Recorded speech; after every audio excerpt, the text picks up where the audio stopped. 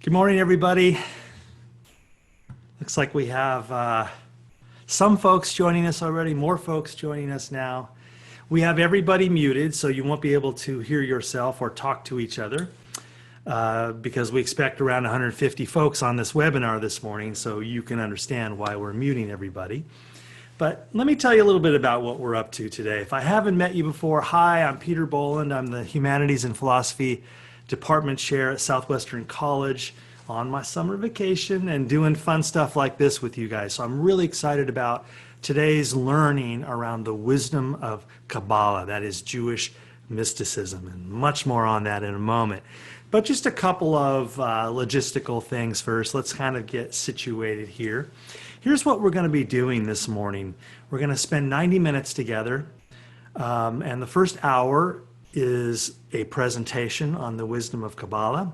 I'm going to screen share a PowerPoint presentation. I'm going to go through some slides because that's just the best way to kind of really get into some detail about the context of Kabbalah, namely Judaism, and how Kabbalah comes out of Judaism and sits in relationship with it, and what Kabbalah offers the world and how it connects with the other mystical traditions and how it deeply impacts Hasidic Judaism and some, right up to the 20th century, some powerful voices I want to look at with you toward the end, Martin Buber, Abraham Joshua Heschel, and so on. If you're interested in studying Kabbalah further, I cannot recommend enough my dear friend Maggie Whitehouse. Maggie Whitehouse is an author and a stand-up comic and a minister and a mystic and a wonderful friend of mine over there in the UK, lives in Devon. And she is a well-known expert on Kabbalah and author of wonderful books on Kabbalah. So if you want to read further, and I know you do, check out Maggie Whitehouse. Just go to Amazon or wherever you get books and pick up a couple of her books. She's a terrific voice on not just the academic stuff about Kabbalah, but how to live it, how to apply it in real life. She's my guru on that stuff. So Maggie Whitehouse is your follow-up homework after our work today.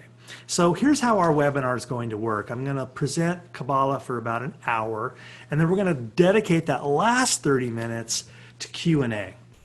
So we aren't going to do Q&A in a video, audio format. We're going to take written questions. It's the best way to manage with a group that's as large as this group.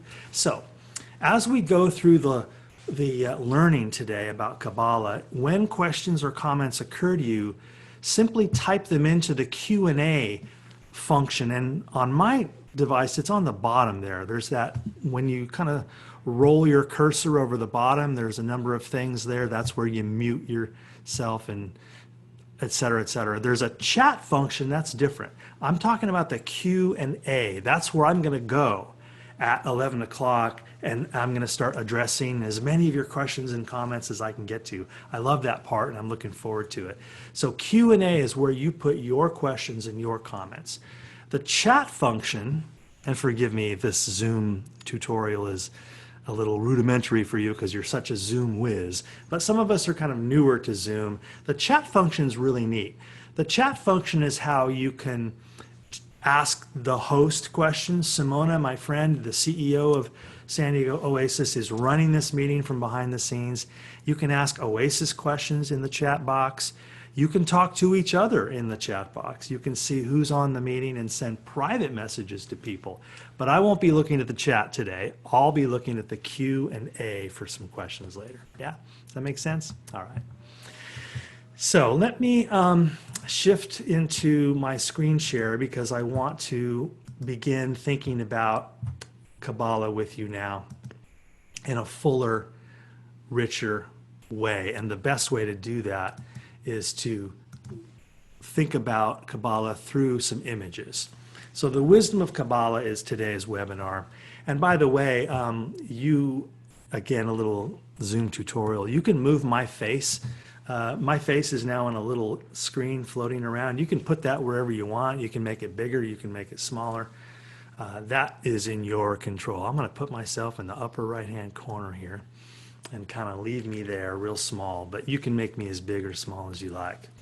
So we are here to think about Jewish mysticism, and what I want to do is root this tradition, Kabbalah or Jewish mysticism, deeply into the Jewish tradition in general. So let's start there. But what is mysticism? That's some housekeeping I think we need to do. It's a word we use a lot, we throw it around a lot, but I don't know if we have as much clarity about it as we could. So mysticism exists in many religions. It isn't unique to Judaism. Mysticism, in a general sense, is a set of perspectives and practices rooted in traditional religion, yet existing in tension and kind of outside of those orthodox roots. You know, the Christian mystics are often at odds with the mainstream Christian voices and powers. Islamic mystics, the Sufis, are also often in conflict with mainstream Islam. So too here in Judaism. Kabbalah has its critics, and most of them come from other Jewish communities, voices, perspective, and sects. And so why is that?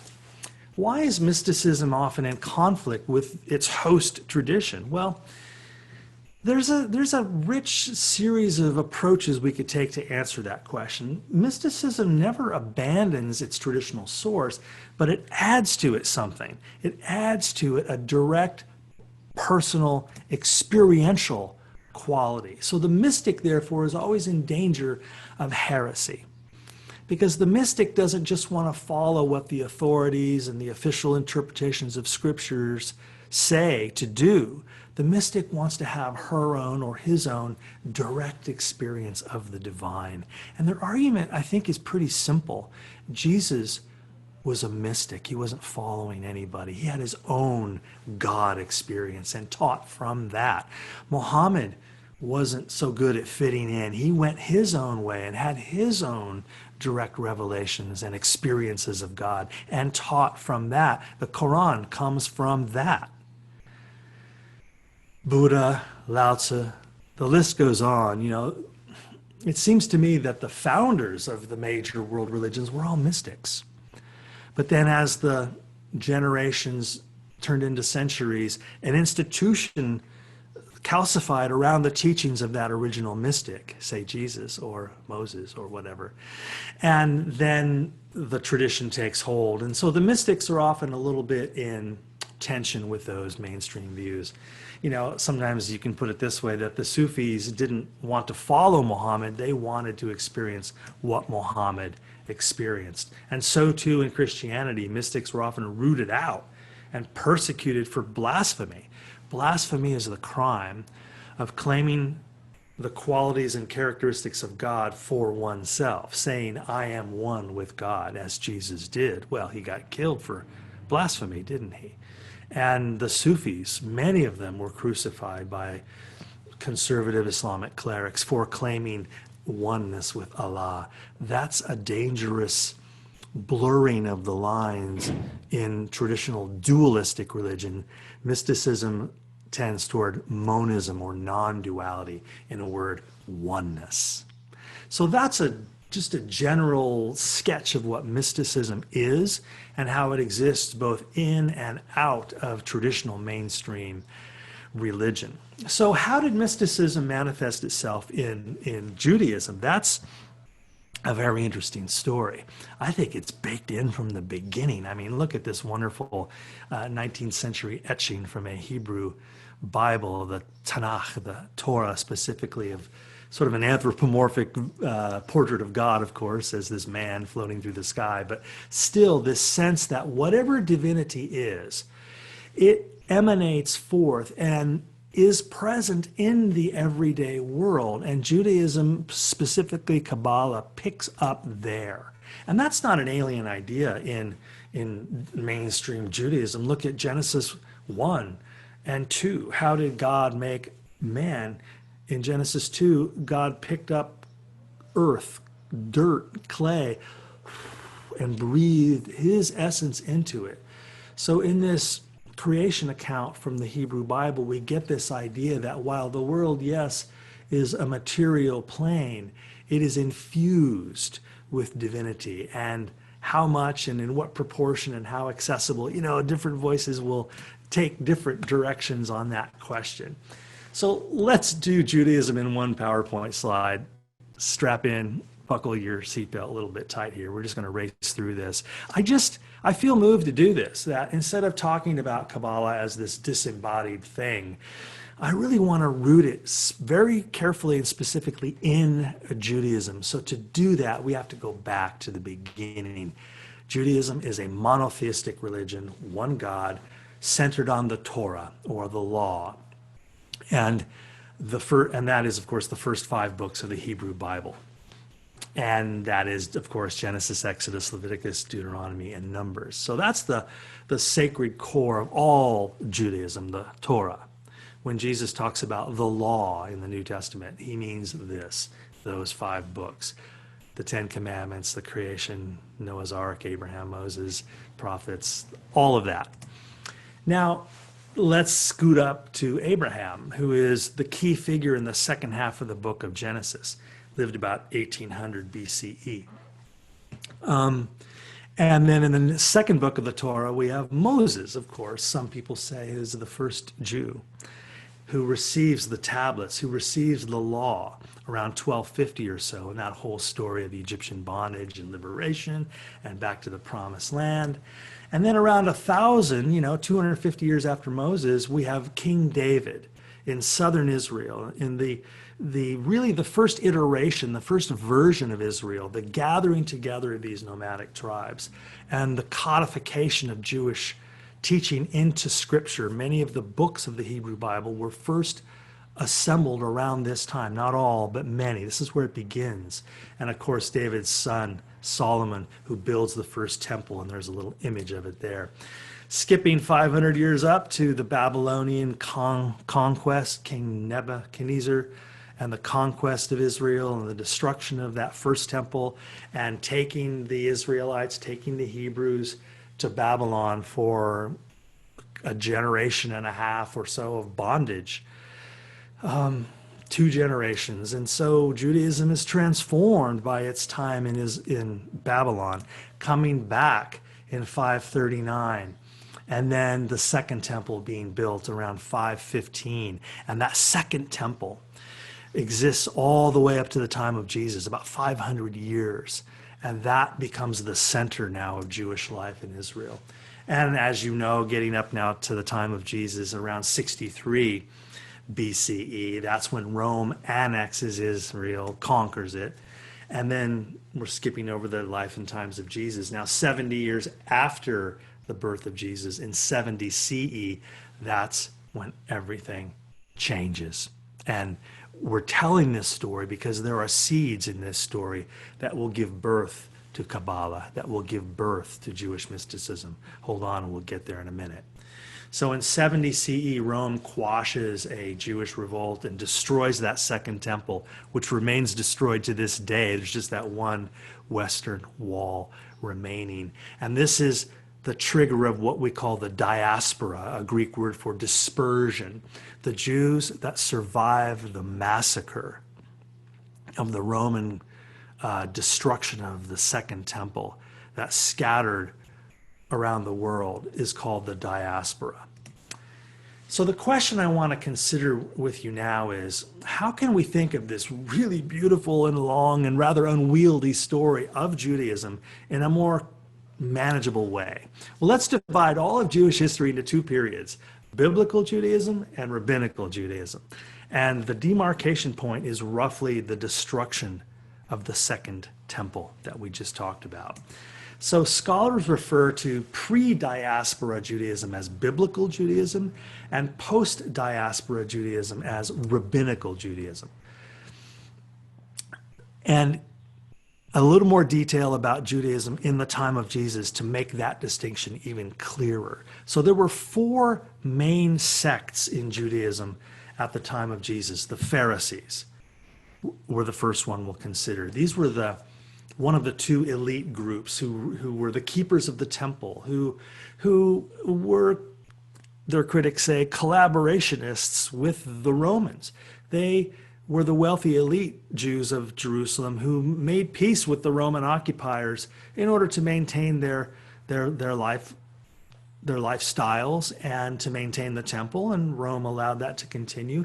Now, the Pharisees had an interesting teaching called the oral Torah. They argued, okay, there's the written Torah, of course, and then there's the oral Torah, which is not written down, which is comprised of our dialogue, our analysis, our discourse about the written Torah. And the oral Torah is going to play a key role in what we're about to discuss, namely Jewish mysticism. The second sect in the time of Jesus were the Sadducees. These were the other elite group who were more conservative than the Pharisees. They didn't do the oral Torah. They were kind of literalists about Jewish scripture, and they were hostile to Rome too. They did not have friendly relationships with the Roman occupiers. The Essenes you may have heard of. The Essenes rejected both of the elite sects, went out to the desert, and prepared for the end times. And they were, they established monastic communities. They became celibate. They were preparing for the coming of the second Messiah. And they were also keepers of texts. We associate the Dead Sea Scrolls with the Essenes. And finally, a fourth group to consider here are the Zealots. I think you can guess what they were about because we have a word, don't we, in English, to have zeal, to be zealous, to be a zealot, to zealously pursue something. So the Zealots were political revolutionaries committed to violent overthrow of Rome. So these weren't scholars or mystics. They were political activists. Okay. When the temple was destroyed in 70, it was the end of three of those groups. Only the Pharisees survived Rome's brutal suppression of the Jewish revolt. So sit with me on this for a moment. This is why historians say this is the axis point upon which Judaism turns. All Judaism before the destruction of the temple was biblical Judaism. But after the destruction of the temple, the only thing that's left is Pharisaic Judaism. In other words, all modern Judaism descends from the Pharisaic sect. And Pharisaic Judaism has certain characteristics. No more priests. Instead, rabbis or teachers. And furthermore, the temple's been destroyed, and the temple has literally been the epicenter of Jewish life. Now the question becomes, in this time of diaspora, can Judaism survive without a temple, without a geographical homeland? And I know some of you were thinking, all of this background story really animates the intensity, doesn't it, around the question of the existence of Israel and its right to be a Jewish homeland and so on. Boy, is that beyond the scope of our work this morning. So let me introduce you, if you don't already know, to another book so key in Jewish life and thought called the Talmud. And the Talmud is a written discussion or midrash of the oral Torah. And the Talmud, and there are a couple different versions. They were composed over about 3 centuries, 2, 3, 4, 500 CE, in a couple different places. But my point here is that this is Pharisaic Judaism, isn't it? To take the oral Torah, which they value greatly, and to write it down. So all it says in the Torah, let me just grab one thing from the Torah, from the 10 Commandments. It says, you shall honor your father and mother. Okay.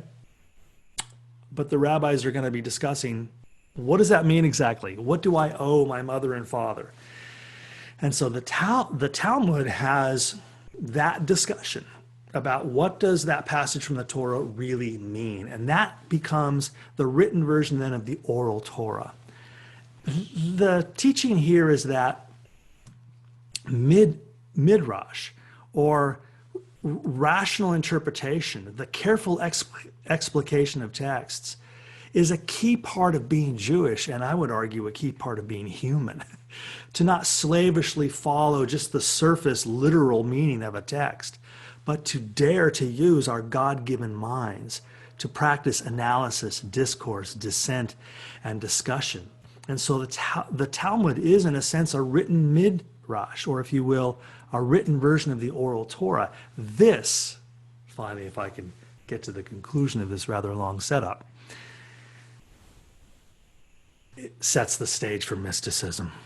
Personal experience which is as authoritative as scripture or authorities. That's what we're getting here from the existence of the Talmud, from the practice of Midrash in Pharisaic Judaism. The idea that when the ink in the Bible dried, God did not fall silent, that God continues to express through us, as us, in the glimmering insights of our own intuitions and rational conclusions. That when we reason carefully in dialogue with each other, and when we open our hearts and minds to the intuitive realm, we receive the continuing revelation. This is mysticism in all traditions, using our God-given minds to better understand the mind of God. Okay.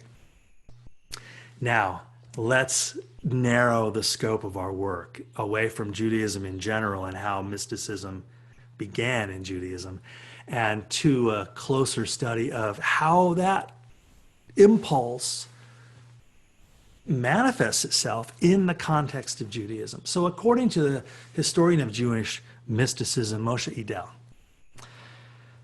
the commandments of the Bible are the what, and the Talmud is the how. I think it's a really great way to just quickly grab that. The Bible is the what, and the Talmud is the how. How really should we honor our mother and father, and so on.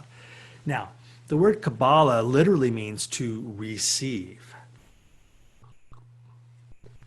And that's key in all mysticism, isn't it? That we don't impose our opinions on reality. We kind of shut up for a minute and receive. And the Jewish mystical tradition is rooted in a book called the Zohar. And the Zohar is the why. More on that in a minute. So the Book of Splendor, the Sefer HaZohar, or the Zohar, is a commentary on the Bible that, according to the faithful, contains secret wisdom that goes all the way back to Moses and even creation itself. So the Zohar is a key mystical text in Jewish mysticism. And it's attributed to a 2nd century rabbi. Many scholars, of course, believe that it was compiled in the 13th century in Castile, Spain, by the rabbi who claims to have discovered it in a Galilean cave, a guy named Moses de Leon. So you can read more about the origin story of the Zohar and the lineage of his teachings and how far back do they really go. I'll let you sort through that later. We have other fish to fry here. What does the Kabbalah teach? What does Kabbalah teach?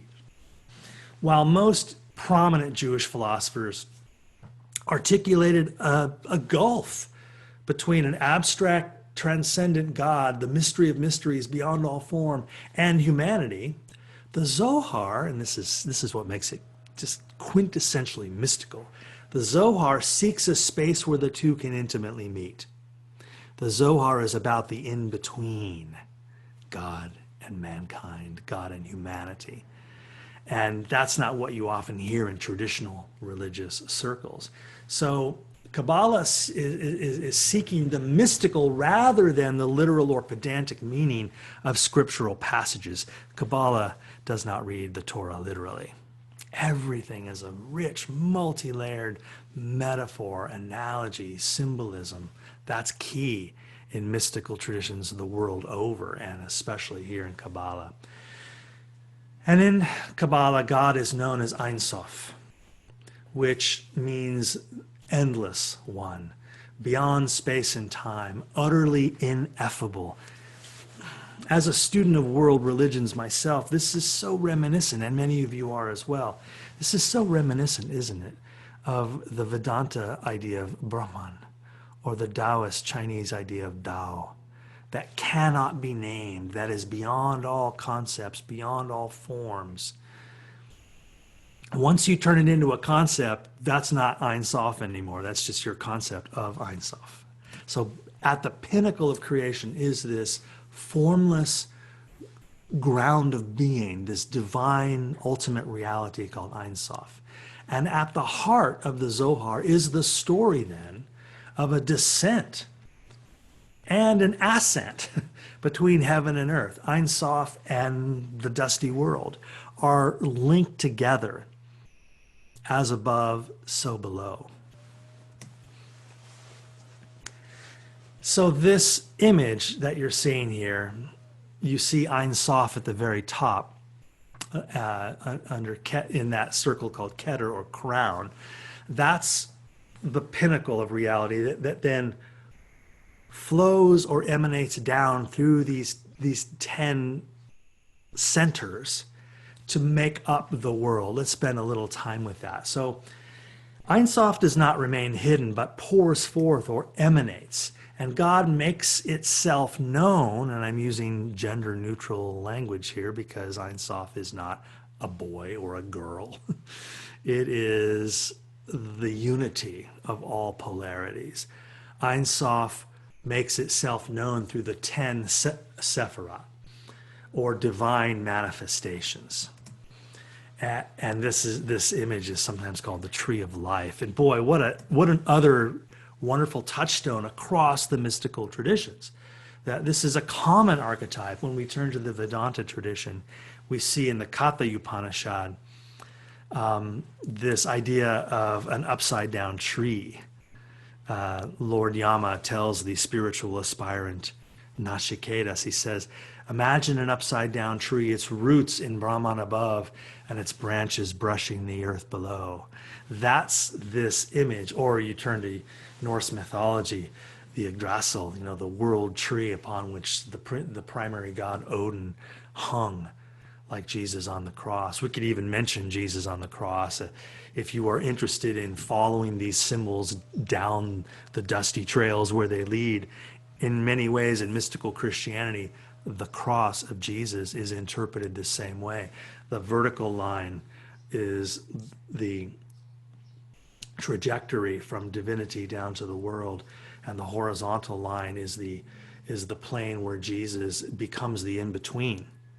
And at the center meeting crux point of that cross is the eternal present that we are always in, where temporality and eternity meet.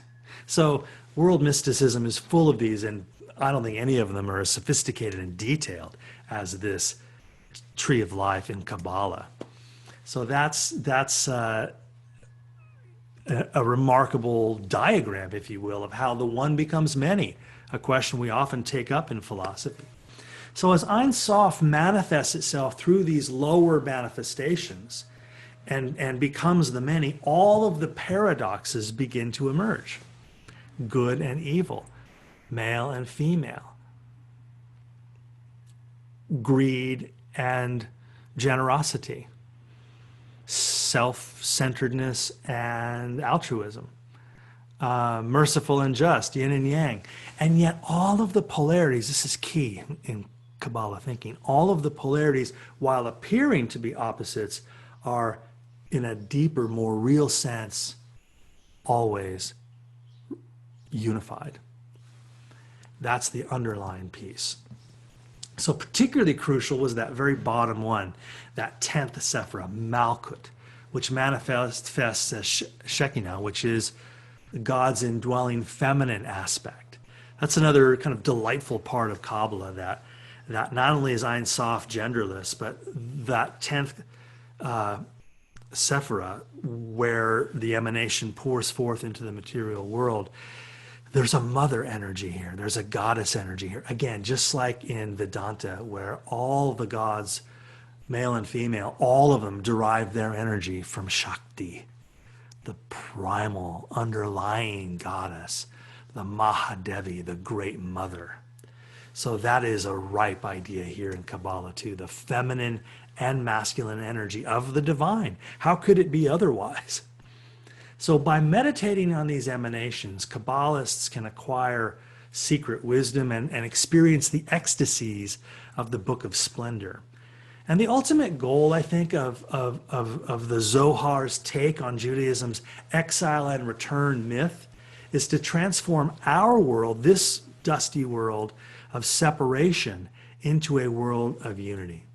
to bring the often painful separation and chaos of multiplicity back into an underlying unity. Isn't this what all the spiritual traditions teach?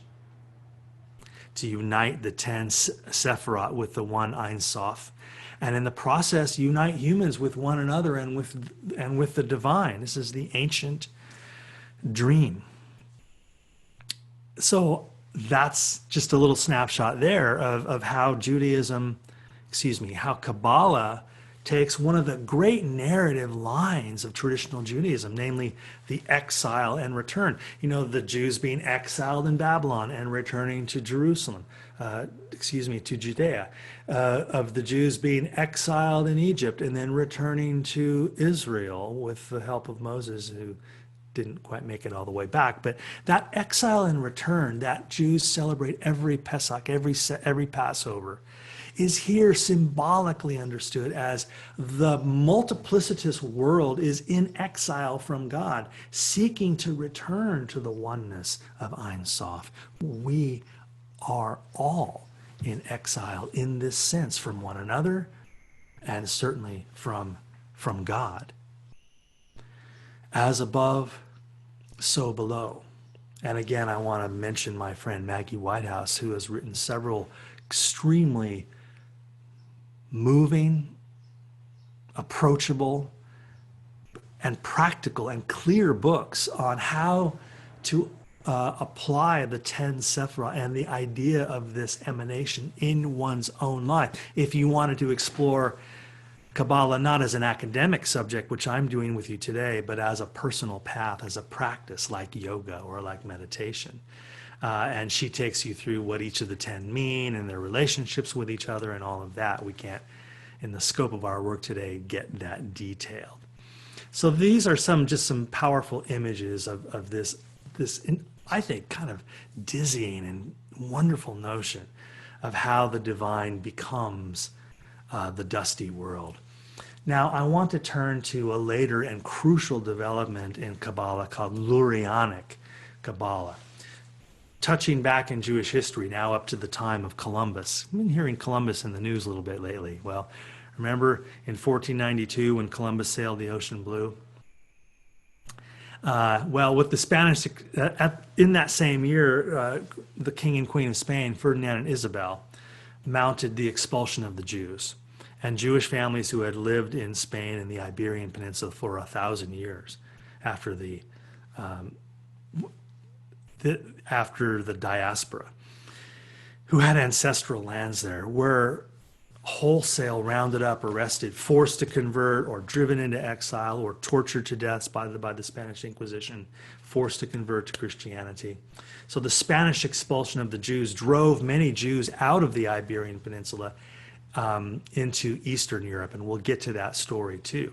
Now in Palestine, Rabbi Isaac Luria, the namesake of Lurianic Kabbalah, he orally taught an influential interpretation of the Kabbalah, and by the way, classic mystical move, forbid his students to write it down. This is a branch of Kabbalah that's really complex, really arcane. It's not what other Kabbalists do. There are different ways of doing Kabbalah. Lurianic Kabbalah, though, is an influential branch, and it can best be summarized, I think, just to be very quick about it, as a kind of metaphysical Judaism resembling the Big Bang Theory. In other words, Ein Sof kind of scattered into all of its manifestations, all of these dualities. In the beginning, the original unity shattered into multiplicity, and it became the human purpose. This is key. It became the human purpose to participate in the healing or rectification of the shattered world, tikkun olam, healing or repairing the world. One of Kabbalah's most enduring values, so influential that it really kind of gets folded back into the larger Jewish world. But it starts with this Lurianic Kabbalah strain, this idea that it is the human obligation to participate in the reconstruction, the reorganization of the scattered world. So it's a bit of a fallen world theory that not all Kabbalists subscribe to, but nevertheless, it's quite influential. And I want to, of course, light on this phrase with you, Tikkun Olam, the modern resonance of this idea. There's an image showing a bunch of covers of a magazine that's called that. Maybe you're familiar with this magazine. We're talking about ethics now. We're talking about the ethical imperative, I think, present throughout Judaism. And I think it came from Lurianic Kabbalah. This idea that Jews are called not to wait for the Messiah or God to repair the world, but to engage actively and persistently in that task themselves. God doesn't have a mouth, but I do, and I can speak out against injustice. God doesn't have hands, but I do, and I can continue to build God's creation. In fact, I am an agent of God consciousness here in the world. I participate in the repair and the restoration of the exile. So from this perspective, again, exile is not just historical and political, it's cosmic. We are in exile from our true selves.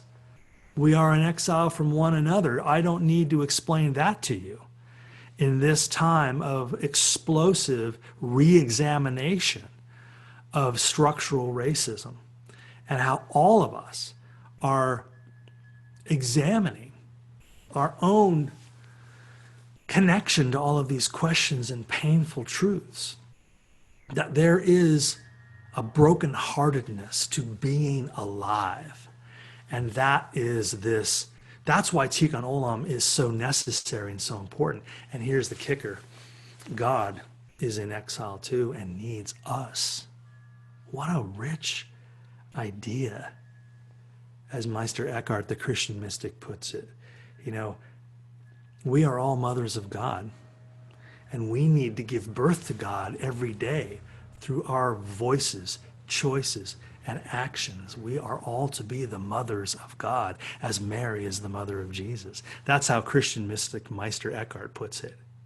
Now, here in this Jewish tradition, we have this very rich, but seems to me analogous sense that to repair the world is to return spark by spark by spark to God's original unity. That is the ethical dimension of Judaism, and the ethical imperative of Judaism really speaks to me powerfully. It's not unlike other traditions. One could think of Confucianism. Confucius in ancient China argued very successfully. Confucianism becomes the dominant philosophy of not just China, but all of East Asia. Confucius argued very successfully, and it seems to me in a very similar way. Even though Confucianism is non-theistic, there's no God involved, there is, however, in Confucian thought, this overarching metaphysical order called Tian. And we usually translate that in English as the mandate of heaven. And it's just a state of potential. It's all of the ideals: ideal justice, ideal compassion, ideal empathy. And it just exists, kind of baked into the fabric of reality, inert and as a state of potential, but it does exert on us. That's why it's called the mandate of heaven. It's nudging us. It's like saying, hey, Bolland, stop being so selfish. Become a part of the solution instead of just hiding in your comfort and saying, well, there's nothing I can do about it. That tugging is the mandate of heaven in Confucian thought. And Tikkun Olam is this idea that, sure, you can check out and just hide in your gated community and play golf and pretend everything's fine and deny that there's anything wrong. That's fine. People have that freedom, that choice. Or you can hear the cries of the wounded, of the disenfranchised, of the suffering. And you can say, you know what? Not only am I my brother's keeper, I am my brother. And there is a unity there. And any difference between us is purely illusory. It's part of the broken world that I'm here to heal. My God-given mind, my ability to speak, to think, to feel. I am morally compelled to wield these tools in the healing of the world. That's Tikkun Olam. Here's a photograph of some Israeli activists rescuing Syrian refugees from probable death in the Mediterranean. As you know, people are fleeing war-torn nightmares like Syria, like so many places in Africa, and paying smugglers thousands of dollars to get them in these little boats and get across the water to wherever we'll take them in southern Europe. So this is a powerful image of some Israelis practicing Tikkun Olam in a very hands-on way. And you and I may not be diving into the waters of the Mediterranean to rescue refugees, but maybe we can find one of literally hundreds of thousands of other ways to be a part of the healing of the world. That's what Tikkun Olam means. Now, finally, let's turn to the tradition of Hasidism. This is a later development in Judaism, deeply linked to Kabbalah and the mystical path. This is what I began to hint at before. With the Spanish expulsion back in 1492, the center of gravity of Western European Judaism shifted to what we call Eastern Europe, Poland and the surrounding regions there. And there, Jews flocked and built communities, and it was kind of good and bad. I mean, they enjoyed some legal autonomy and personal freedom there, way better than what they were experiencing in Spain, that's for sure. And so by the mid-16th century, by the 1700s, 4 out of 5 Jews in the world lived in this region. And yet they were forbidden from owning land. Gosh, where have I heard that before? Oh yeah, the history of African Americans in this country after the Civil War. When you are forbidden from owning land for generations and generations and generations, you are forbidden from building multi-generational wealth. And because they were forbidden from owning land, they were driven into the merchant class. They could own their businesses, not the land upon which their businesses sat. So they were driven into the financial and mercantile lines of putting food on the table, keeping their kids fed. And then during the 18th century, and 19th and 20th, things didn't go so good in this region, as you all know. Control of this region fell to the Russians, and then the Austrians and the Prussians, and conditions got worse and worse. And out of this difficult context then in Eastern Europe grows Hasidism. So what is Hasidism? Let's connect it to Kabbalah and then see where it leads.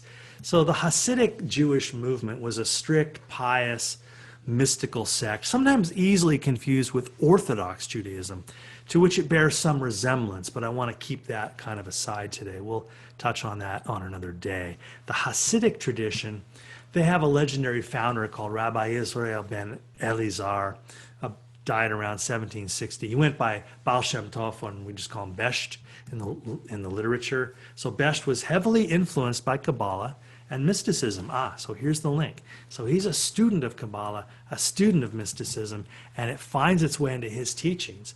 And so Hasids revered a new Jewish exemplar, not just a rabbi, but a tzaddik, a righteous one, who was distinguished by charisma, not education.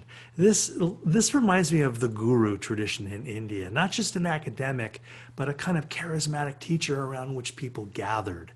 And so, also known as Rebbes, heard that phrase before?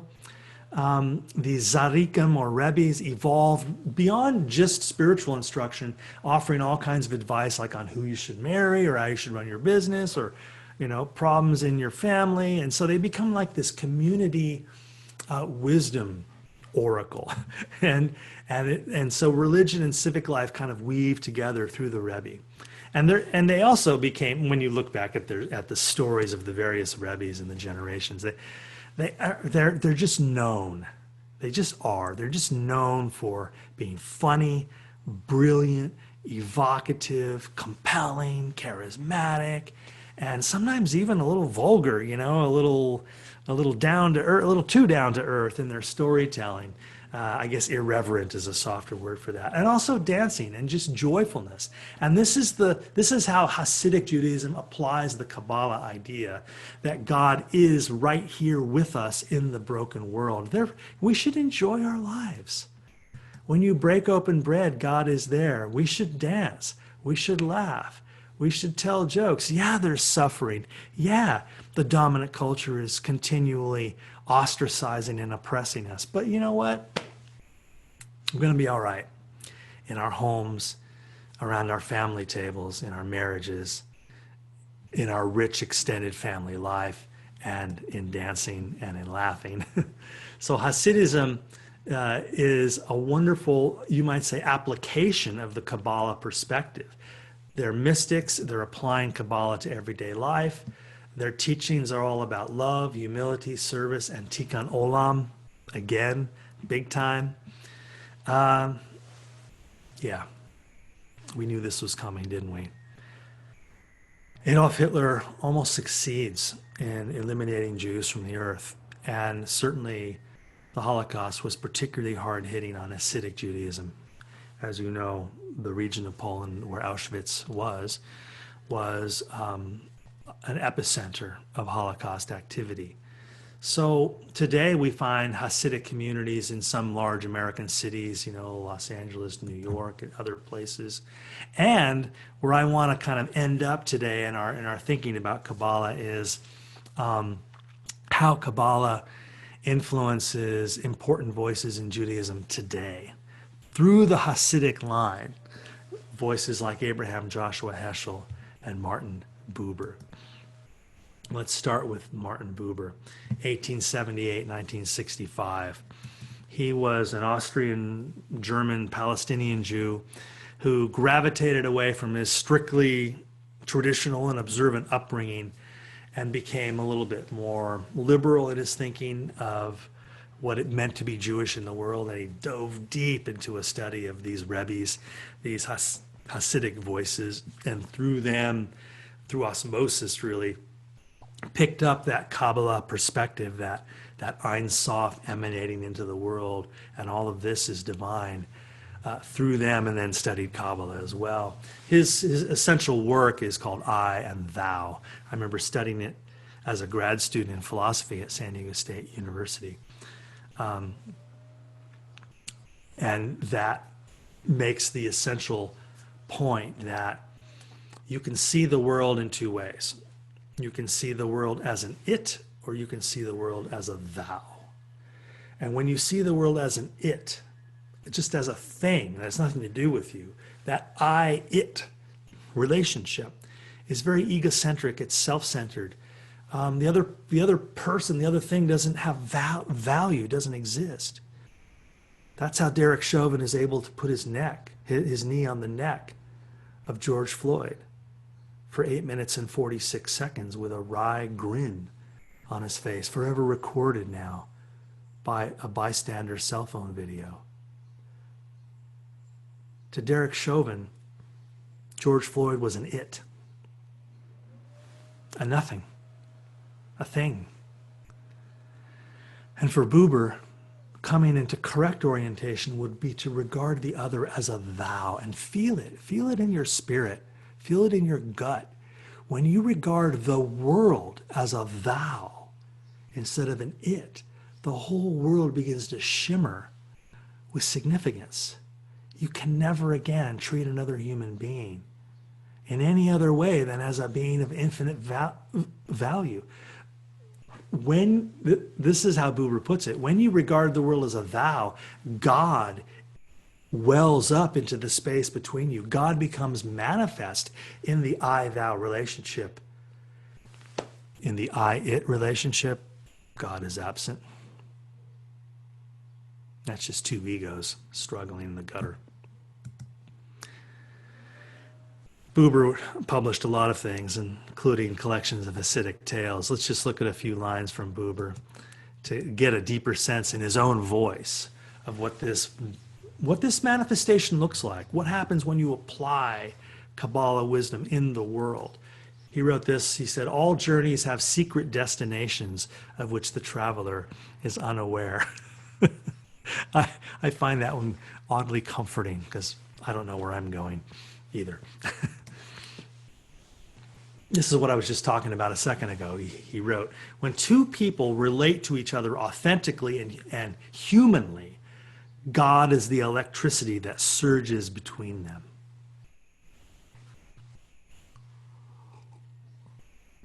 I was watching one of my favorite Star Wars films last night for a few minutes, clicking between things. It was called The Last Jedi. It's one of the more recent ones. And Luke Skywalker is teaching Rey, the young apprentice. He's teaching her about the Force. And she says, the Force is this power that you use to do stuff. And he's like, no, everything you just said is wrong. The Force is not a power we have. The Force is the energy that exists between all things. And in Buber's Kabbalah-influenced, Hasidic-influenced, 20th century Jewish mystical philosophy, in Buber's I and Thou, the Force is what exists and what we can, between all of us, when we see each other in that I-Thou sense, and that's when we can activate it. Buber wrote, the atheist staring from his attic window is often nearer to God than the believer caught up in his own false image of God. That's nice, huh? Having a false image of God is a bigger hindrance than not believing in God at all, according to Buber's mystical take. This is a very Lurianic Kabbalah thing to say. Everyone must come out of his exile in his own way. And I just find that such a potent idea, that idea of the universal exile, that each of us is in exile from ourselves, from each other, and from the ultimately real. And each of us must come out of that exile in our own way. Many paths to the summit, as Ramakrishna said. Buber wrote, the world is not comprehensible. What a mystical thing to say. The world is not comprehensible, but it is embraceable through the embracing of one of its beings, through the relationship right in front of you. That's where you start, not in some lofty abstract thing, but in your own relationships, friendships, families, civil communities. All real living is meeting, he wrote. Let me turn finally to another wonderful voice in the 20th century, one of my favorite philosophers, Abraham Joshua Heschel, 1907 to 1972. Polish-born American rabbi and professor of Jewish mysticism.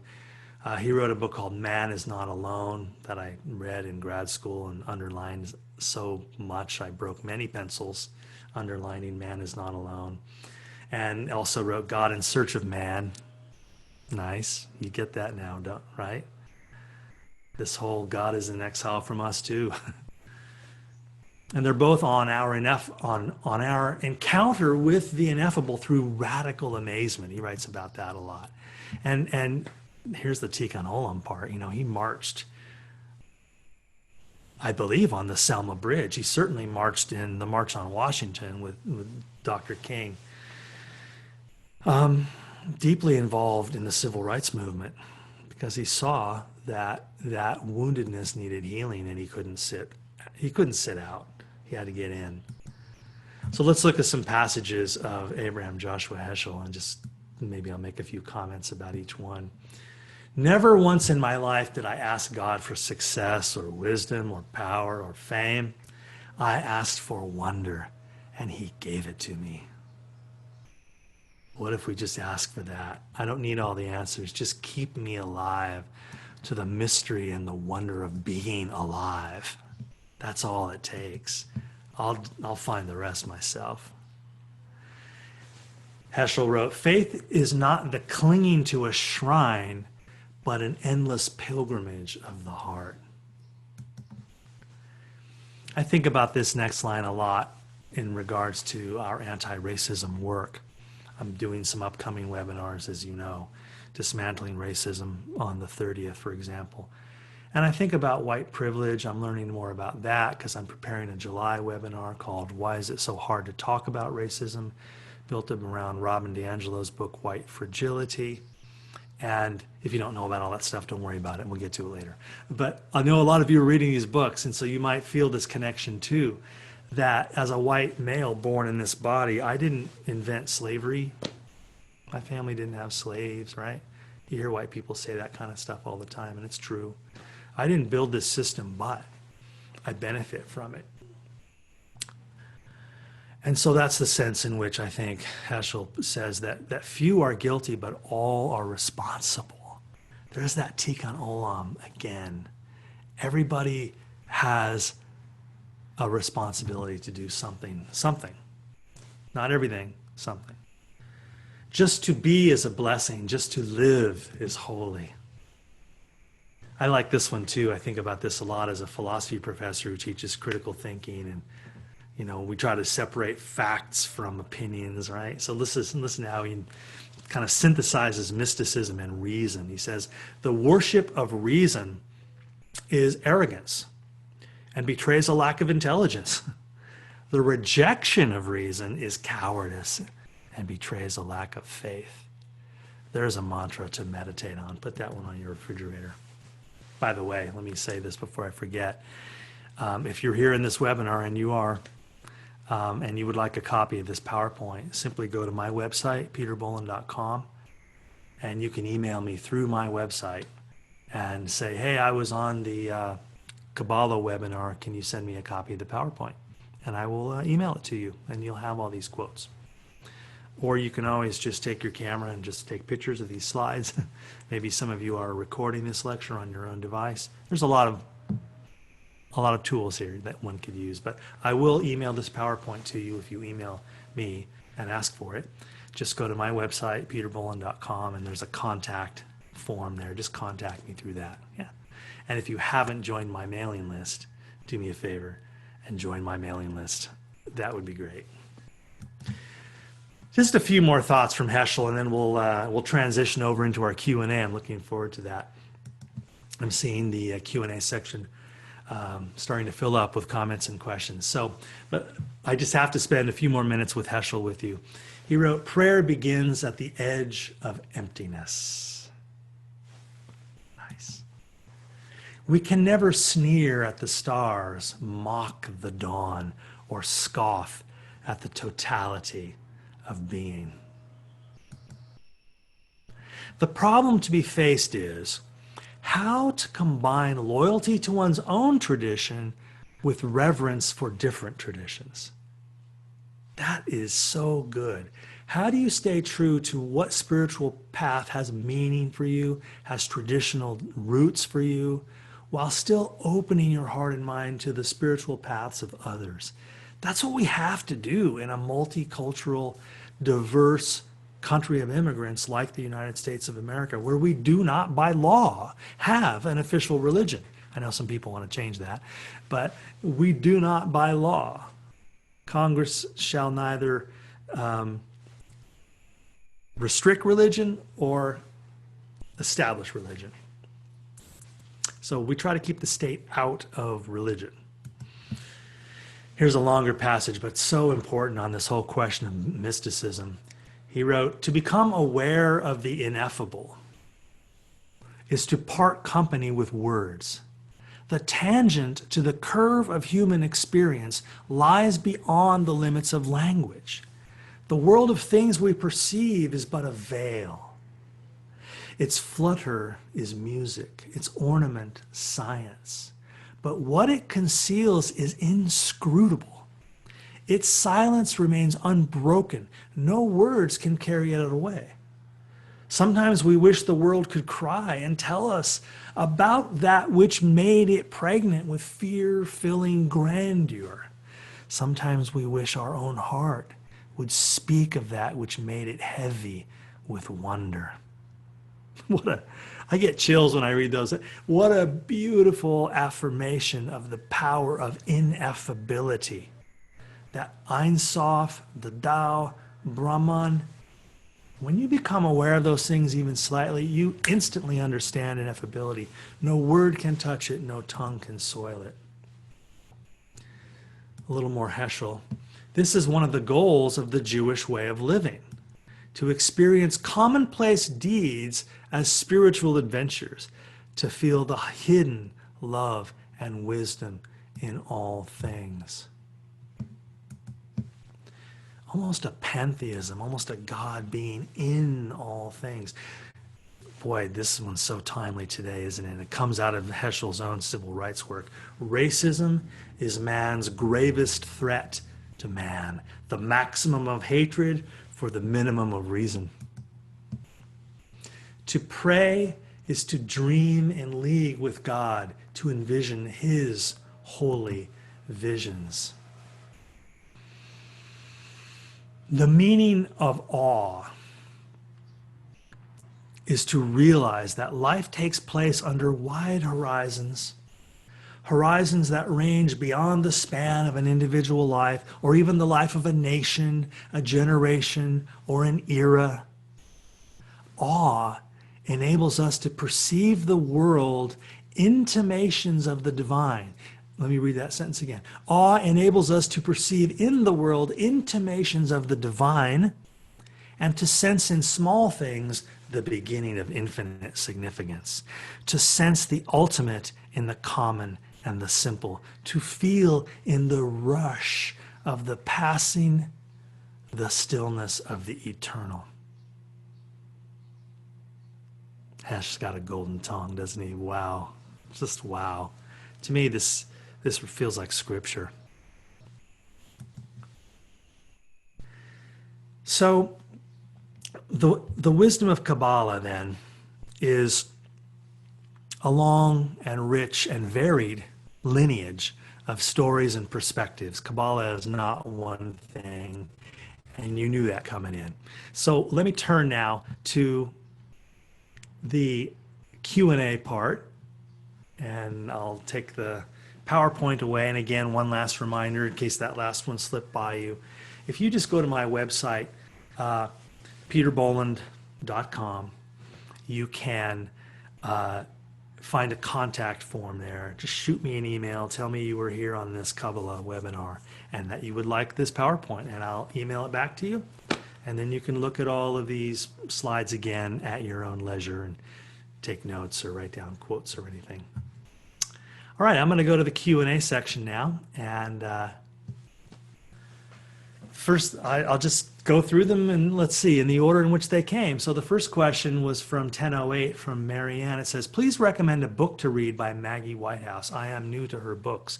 Yeah, gosh, you know, I'll tell you a little story. Before this webinar, I went running around the house trying to find my Maggie Whitehouse books, and I couldn't find any of them. I think I loaned them to somebody. It's dawning on me now, darn it. Listen, anything with the word Kabbalah in it, that's where you start, because she is an author too and has written beautiful, hilarious, insightful novels, nonfiction. So yeah, if you go to Amazon or whatever and look up Maggie Whitehouse, there's going to be a lot of books there. One of them's For the Love of Dog. That was really good. But anything about Kabbalah with the word Kabbalah in the title, that's where I recommend you start. And they're short, clear, simple, and inexpensive books, and they'll really take you deep into the practice of Kabbalah. So I'm afraid I don't have a specific title for you because I can't find my gosh darn Maggie Whitehouse books. So good. The next question is about the slides. I just went over that. This is interesting scriptural question. If God does not have hands, how would you explain the reference to the hand of God or the finger of God from Exodus? I think we have a literalist here. Yeah, you know, that's a good question though. And this is the problem with writing down the ineffable. You end up saying things like the hand of God. And then like, wait a minute, does God have hands? I'm not speaking for the Jewish tradition, obviously. No one can, because Judaism is this richly diverse set of perspectives. But maybe that's a good question for a rabbi.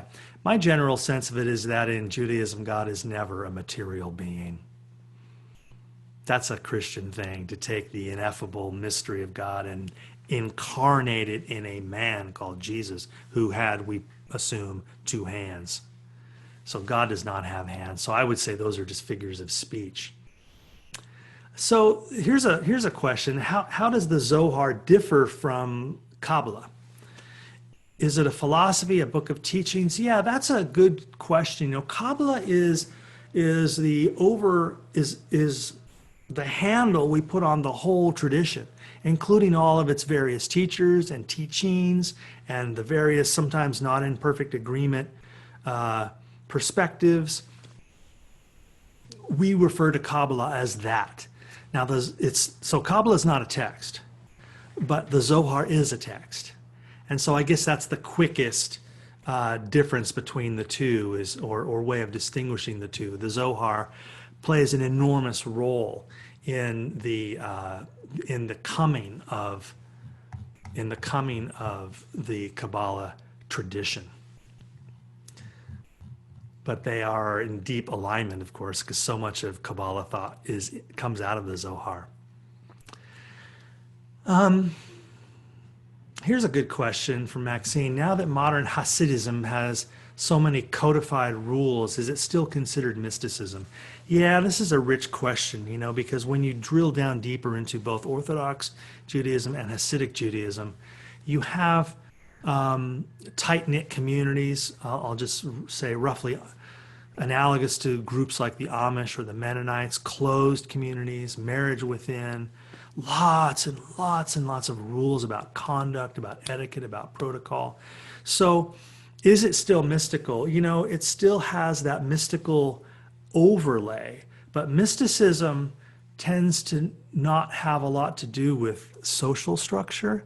So I would say that Hasidism gets to be both. You know, it's informed by that mystical, God is present in the world, metaphysical ideology, but in that particular tribal community, if you will, there is a highly codified set of protocols. And that's a sociological question, just as the Roma in Europe or any subculture is going to have certain codes of behavior and what is acceptable and so on.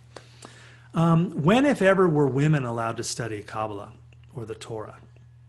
What a great question. And I don't have specific timelines or incidences to report, but I want to pause here, though, because that is a really good question.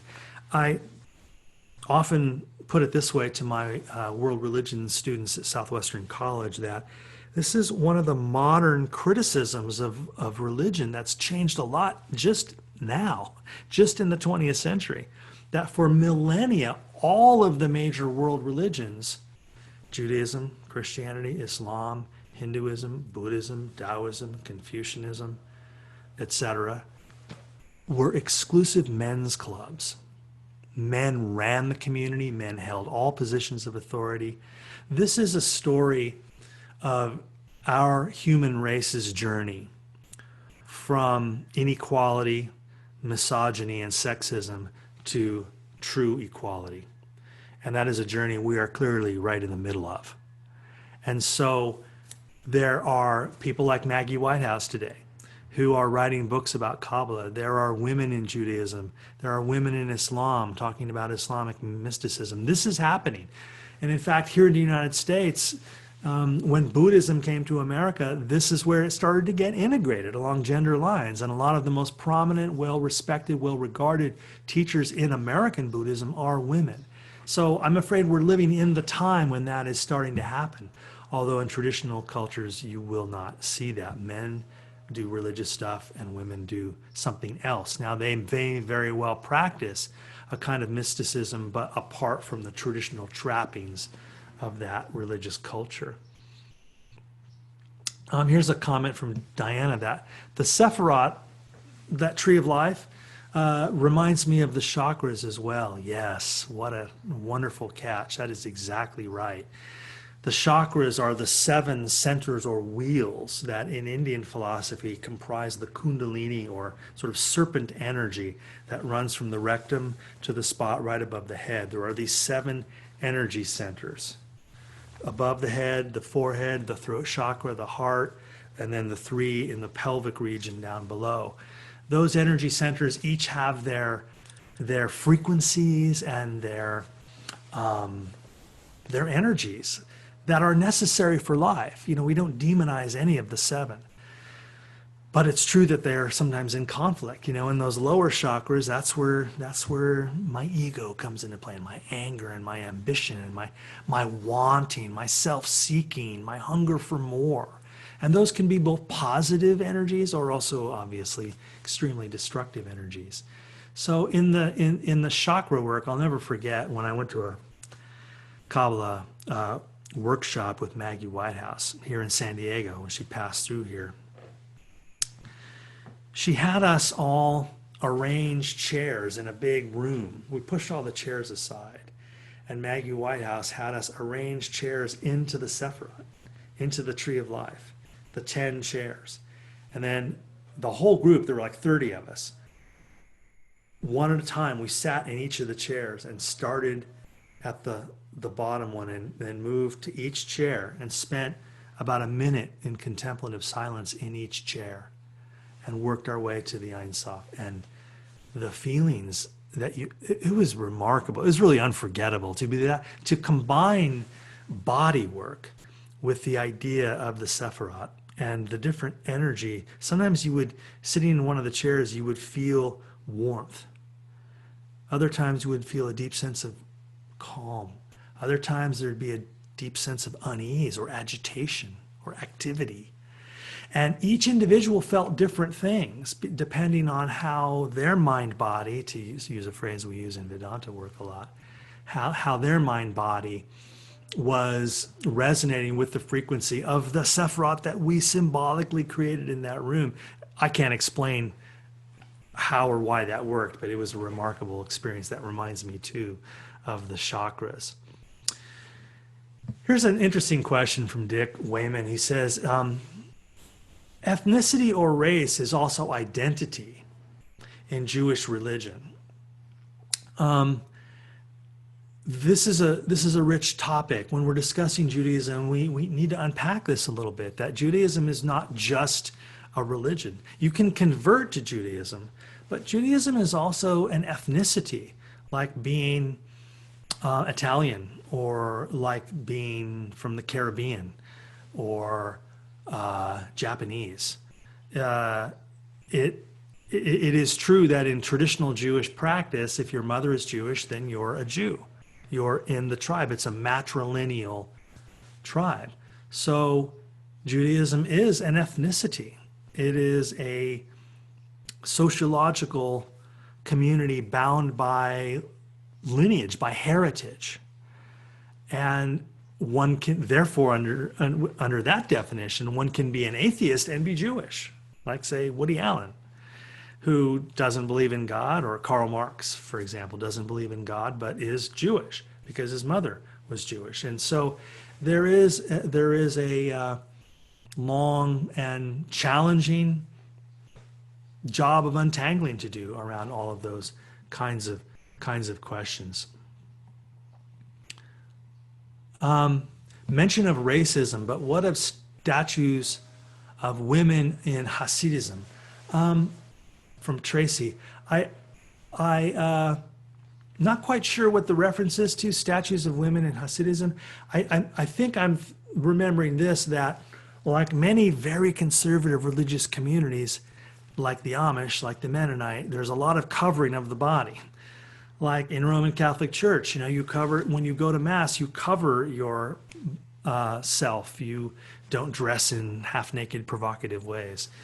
And in Islam, of course, the Hajj, you know, the covering of the hair. So throughout world religion, there's a sense of decorum around sexuality, and especially in a patriarchal subculture, where women's sexuality is viewed as pretty dangerous and pretty provocative. And so to protect the men from distraction, women are covered up. And so there are examples in Hasidic communities, for example, in New York City, where they have lobbied to have bike lanes diverted around their neighborhoods so that women wearing those skin-tight, spray-painted on biking pants are riding with their butts inches away from the face of Hasidic men. So I don't know about the statues, but I do know that there's tension between subcultures around sexuality, around what is proper dress and what is improper dress. So I'm not the adjudicator of these things, but there's no doubt that in traditional Hasidic communities, there are those tensions. My reason for bringing up the Hasidic strain of Judaism today was to simply show that Kabbalah had this enormous impact on this community. And those last two voices I looked at, Martin Buber and Abraham Joshua Heschel, they didn't live in Hasidic communities. They lived in the outer world like I do. And so they were deeply impacted by the Hasidic perspective, but did not themselves live in those very restrictive, very conservative communities. These are tiny groups. You know, the number of people who live in those is such a fraction of the piece. Looks like I just press.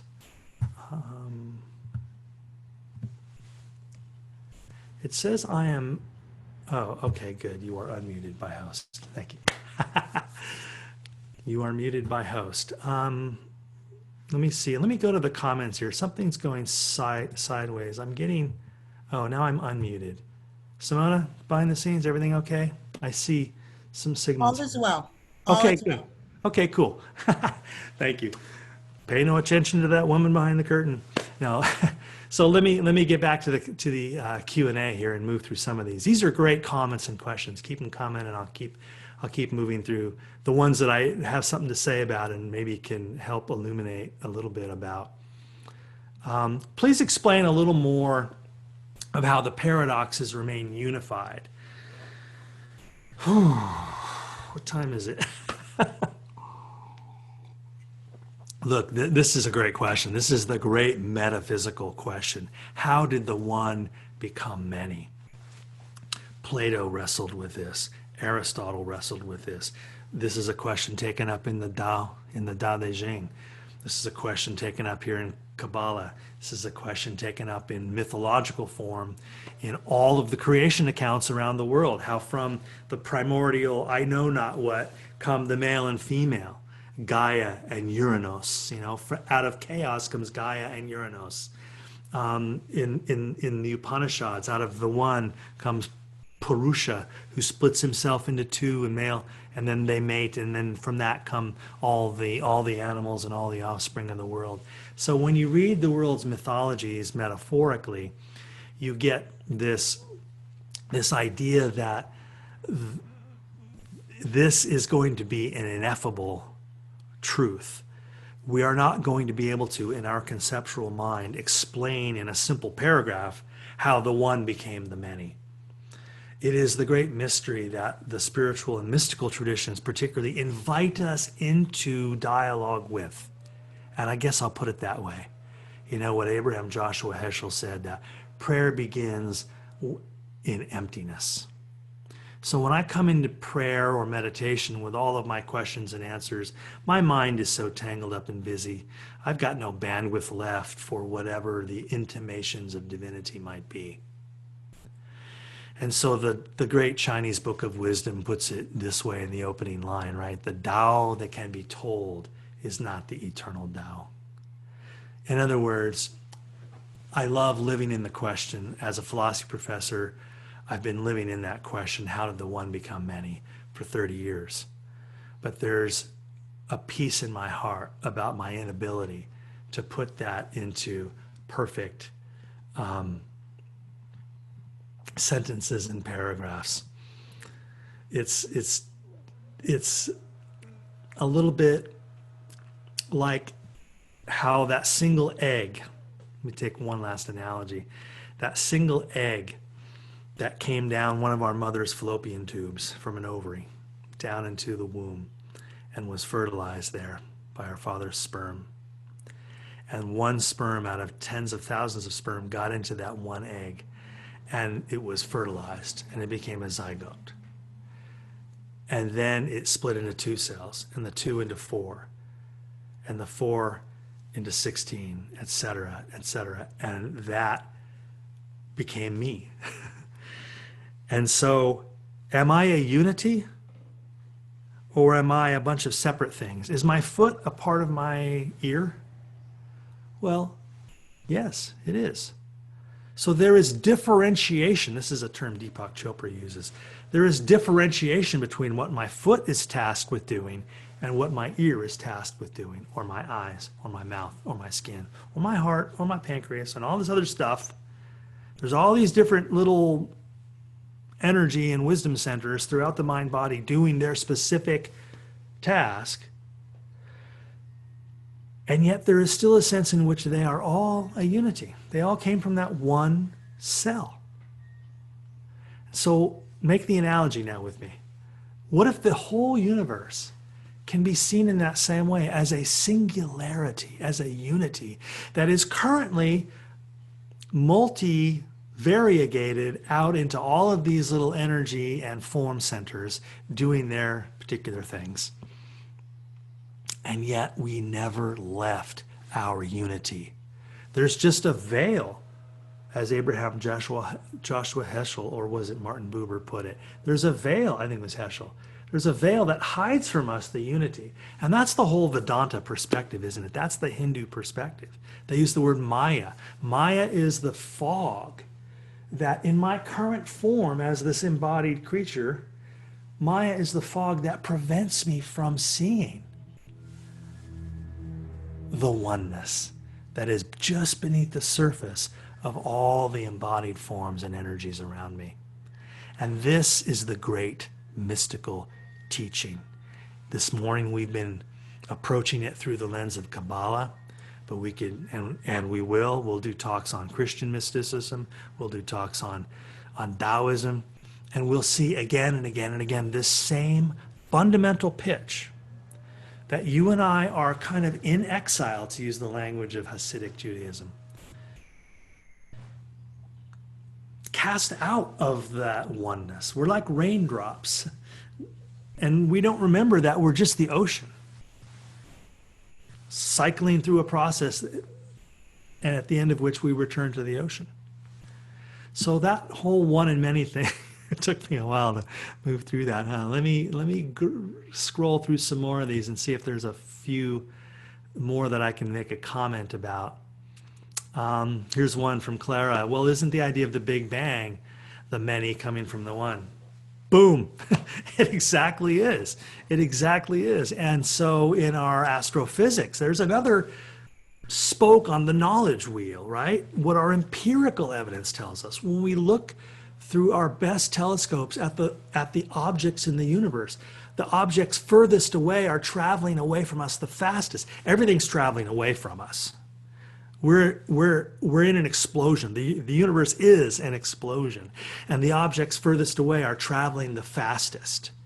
And so astrophysicists deduce, well, if you go back far enough in time, this explosion must have been an impossibly dense point, and so on and so on. So the Big Bang Theory is just another iteration, another version of this from the one comes the many idea.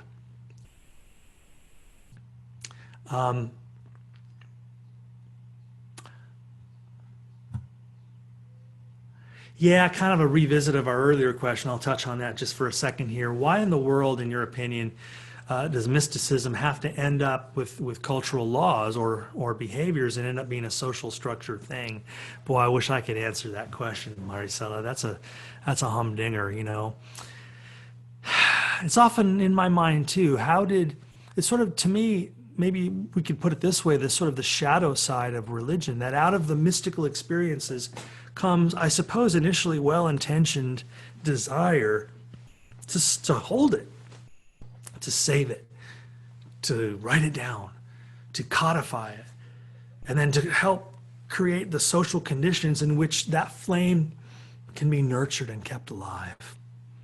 But then as the generations turn into centuries, sometimes,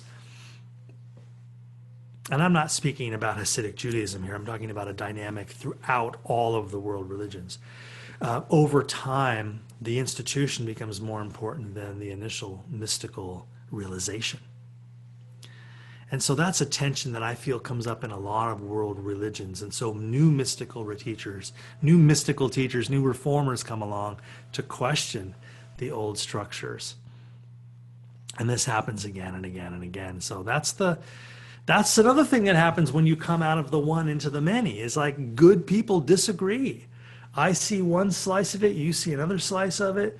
We, through the lens of our own conditioning and prejudice and preference, we characterize reality differently, and then we reach different decisions about what the next best policies are, and how do we deal with sexuality and nudity. Should we cover everybody up in a big bag, or is it okay for people to walk around naked, or somewhere in between?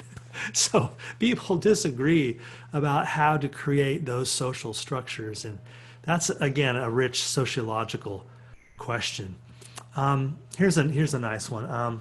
What is your explanation or thought about religious people sometimes being racist or prejudiced about other religions, women, or others than secular people, when there are so many scriptures that talk about loving others, and it's also God's second greatest commandment? Oh my gosh, that's a rich one, isn't it? Why can someone be a follower of a faith which teaches love everyone and not love everyone? When we figure that one out, my friends, we'll start a church around that. No, I don't know what we'll do, but that is really the million-dollar question, isn't it? Why do people struggle to live out the best ideals and values of their own religion? And I think it goes back to, and I'll be talking about this at my upcoming webinar on June 30th, Dismantling Racism One Insight at a Time. I think we'll get into some themes that during that webinar that will address this question. I think briefly today that, we are biological beings. We're animals. We're sophisticated animals. We walk around on two legs. We talk, and we build computers and rocket ships and do heart surgery, but we're just, we're creatures. And so we are physical beings with 100,000 years of instinctual drives kind of programmed into human consciousness. And I think there are certain basic structures in consciousness that make us fear the other, that we have to learn how to override. So there's like a tape loop playing in here that's not in our best interest, that we have to choose to rise above. We I think, naturally fear the unknown, fear the other. We mistakenly risk assess all the time. We think things are dangerous that aren't dangerous. So all of that leads to judgment and all the racisms and sexisms and all that. And then some people start trying to control other people, and bad stuff happens, right? So that is a really rich question we'll take up in a number of different forms in coming webinars. We're running short on time now, and I appreciate all of the comments in the comment section. I realize there's a whole other discussion going on over there. I will receive those later in an email from the director of this and the host of this website, Simona. And let me just start to wrap up here, because I see we're almost out of time. We have a couple more minutes. Can I just pass on a couple of future events to you that I would like to recommend? We are trying something new here at SanDiegoOasis, and that is allying with the 8 other major Oasis centers around the country: Washington, D.C., Dallas, et cetera, et cetera. It's called Oasis Everywhere. And a couple of the webinars that I've already done, including this one that we just did, I am going to redo live. We're not going to show the tape. I'm going to redo it live on a later date, and it's going to be available for national viewing. And what that means is really very little to us. You and I would just register for it and watch it at home like we're watching this. But I did want to let you know that the talk we gave a few weeks ago on the 4 agreements, we're going to redo this Friday the 19th. So if you know anybody who is interested in the 4 agreements, or if you would like to attend again, we are going to be doing the 4 agreement webinar on this Friday. That's June 19th, and San Diego time from noon to 1:30. So the best way that I can get you to that link to register for it is to go to my website, peterbolland.com, and on the calendar page, you'll see it right there on June 19th. There's a link, hit it, it goes right to the National Oasis website, which is different from the San Diego Oasis website. It's called Oasis Everywhere. That's who's hosting this webinar this coming Friday. So again, if you would like to attend the 4 Agreements with me this coming Friday at noon, go to my website, peterbolland.com, go to the calendar page, and you'll see it right there, and you can click on it. Share that with anybody you know who might want to participate in that 4 Agreements webinar. That was a fun one. And this one right here, the Wisdom of Kabbalah, we're also going to do that nationally on the following Friday. That's June 26th. And again, the best way to find that is on my website also. It's right there on peterbolland.com on my calendar page. The Wisdom of Kabbalah, the one we just did, we're going to do again on Friday, June 26th, about 11 days from now at noon here. But when you go to the website, because it's in St. Louis, Missouri, it'll say Pacific time, 10 a.m. to 11:30. Yeah, I know you know about time zones. I won't waste your time with that here. So thank you all very much for your wonderful dialogue. I'm sorry I couldn't get to all those questions. Great discussion. I appreciate your input. Stay tuned to San Diego Oasis. As many of you know, I've got a number of webinars coming up right here at our San Diego local. Those can all be found on the San Diego Oasis website. Just go to the website, put my name in the search box. All my classes show up, including my Friday Reflections. Been having a lot of fun with you on those. See you this Friday for Friday Reflections, and for anybody who's joining me on the four Agreements one as well. And I'm seeing clapping hands in the chat box. So clapping back at you. Thank you so much, my dear, dear Oasis family and friends. I have enjoyed our time together so much, and I'll see you on the other side.